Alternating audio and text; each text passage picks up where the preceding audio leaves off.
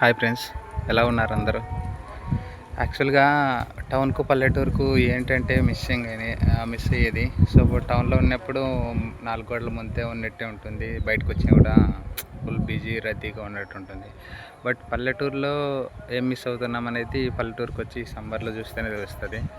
Afternoon ఎంత ఎండ వచ్చినా కూడా ఈవినింగ్ అయ్యేకి చల్ల గాలి వీస్తా మనల్ని తగులుతూ ఉంటే అది హ్యాపీనెస్సే వేరు. సో ఇదేనేమో మిస్ అవుతున్నాము మనము.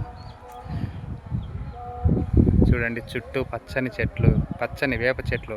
టౌన్లో దొరకంటి ఏంటంటే ఈ వేప చెట్లే.